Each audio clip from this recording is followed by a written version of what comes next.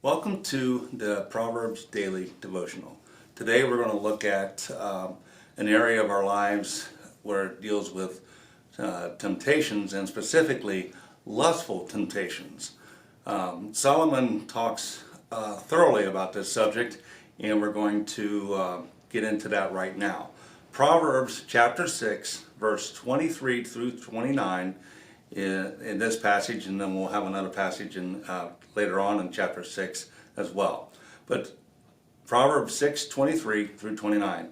For this command is a lamp, this teaching is a light, and correction and instruction are a way of life, or a way to life rather, keeping you from your neighbor's wife, from the smooth talk of a wayward woman. Do not lust in your heart after her beauty, or let her captivate you with her eyes. For a prostitute can be had for a loaf of bread, but another man's wife preys on your very life. Can a man scoop fire into his lap without his clothes being burned? Can a man walk on hot coals without his feet being scorched? So is he who sleeps with another man's wife. No one who touches her will go unpunished. And then Proverbs chapter 6, 32 and 33. It says, but a man who commits adultery has no sense. Whoever does so destroys himself. Blows and disgrace are his lot, and his shame will never be wiped away. Good old straight shooting Solomon. In our day of murky definitions and rationalizations that we have so prevalent in our society, I always appreciate someone telling it like it is. And today, that's exactly what Solomon does. This battle of lustful temptations is as real today as ever. In fact, probably even more so. We only have to watch TV, hop on the internet, to see things that cause a whole host of temptations. This battle is for the mind, and it starts the moment we wake in the morning until we fall asleep at night. This part of Solomon's, this is a part of another one of Solomon's my son Proverbs. I'm sure Solomon was trying to help his son avoid these very temptations, most likely knowing how his father, King David, had yielded to this as well. And the consequences are always severe. In his later years, Solomon himself had hundreds of wives, so no doubt he was aware of their appeal. So let's break it down. Proverbs 6:23, it says, for this command is a lamp, this teaching is a light, and the correction and instruction are a way of life. God's word is always where we can find the standard for behavior. Certainly not in social media, movies, or books, or even opinions from others that are morally depraved. It is the lamp of God's Word and the light that the Spirit gives us that provides direction. So what do?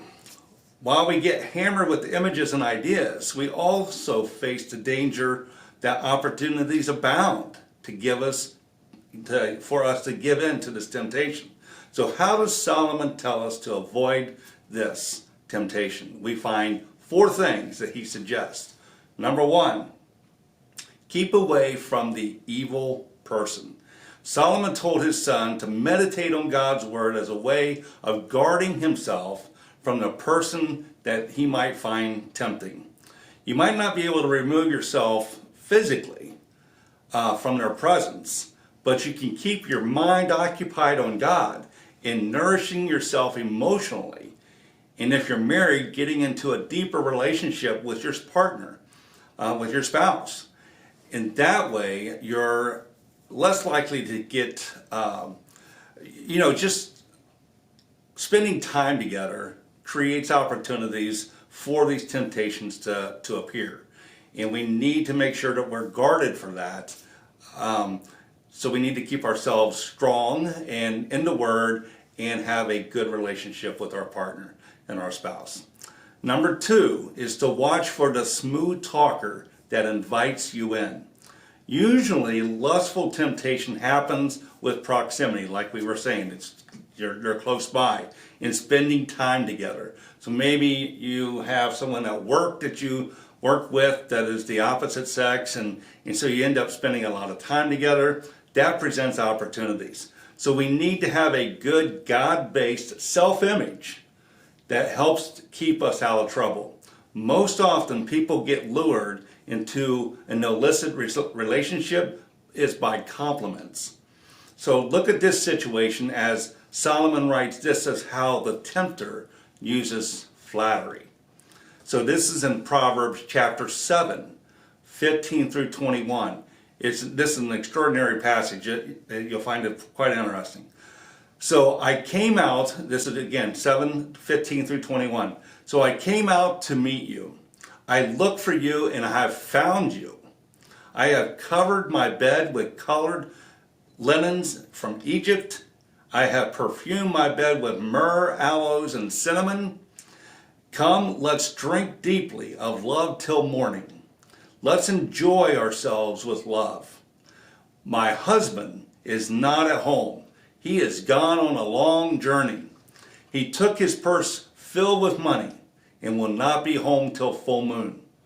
With persuasive words, flattery, she led him astray, and she seduced him with her smooth talk. That's the first thing that we need to caution ourselves with is the smooth talker that heaps compliments and tries to get us to just get drawn into them.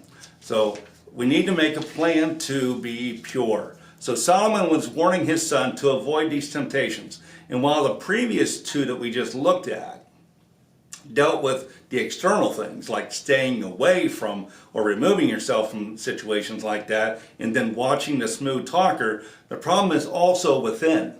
So let's talk one of the last two that deals with that.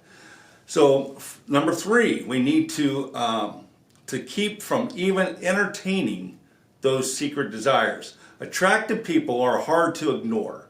With images of beauty and flashing everywhere, telling us trying to sell us something, get us to vote a certain way, or even buy food to eat. The self-control needed to stop this from seeping in takes discipline. We must train ourselves with God's help to take captive our very thoughts. In 2 Corinthians 10:5, he talks about that. Paul talks about that specifically, that we need to take our thoughts captive and put them under subjection of Christ, and so that we don't get our thoughts don't run amok. We also need to evaluate them with Philippians 4:8 that says, whatever is true, honorable, right, pure, lovely, good repute, if any excellence in anything worthy of praise, think on these things. That helps us control our mind and keep it on God and not on the situations that we may find ourselves in, and the temptation that comes with that. Remember, King David, he didn't sin because he went out on the roof and saw Bathsheba. He did when he stayed on the roof and dwelled on his thoughts and allowed those thoughts to develop. That's when he got into trouble. Number 4, don't let those flattering eyes draw you in. We all want to feel desired and wanted.